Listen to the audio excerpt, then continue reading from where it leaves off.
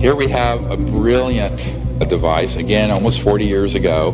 Look at the input and output. Test it over and over again. 0.3 milliwatts, output 223,000 watts.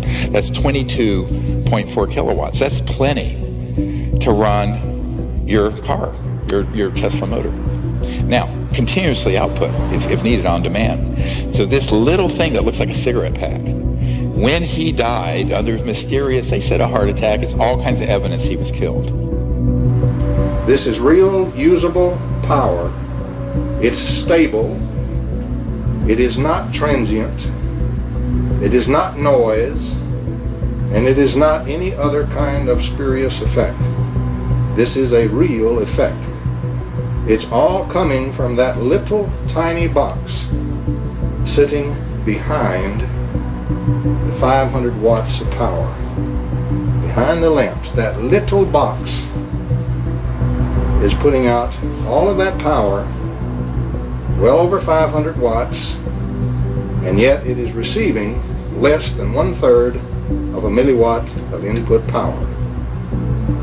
This is April the 30th, 1987, at about 10:30 p.m. in the home of Mr. Sparky Sweet, the inventor of the very first vacuum triode.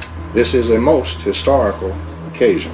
I was altered when I saw it because my view was that you could be anywhere then in the universe. You could be in a cave, you could be anywhere, and you had energy. This was overwhelming to think that I could have energy and the whole world could have energy. That all of a sudden we were on an equality economically. We didn't have to worry about the energy sources. The rest of that power is coming out of the surging energy of the vacuum.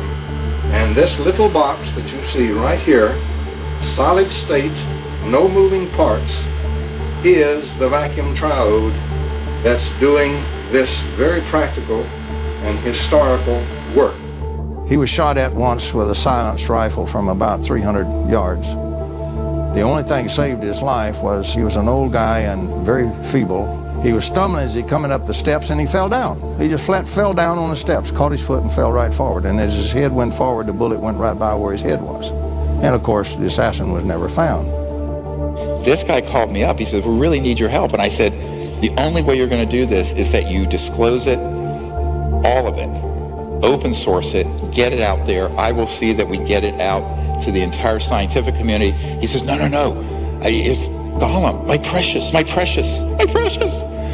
And I said, dude, you're going to take this to your grave. He took it to his grave. Yep, it's gone. This very distraught lady, who's Sparky's wife, she's saying Sparky's dead.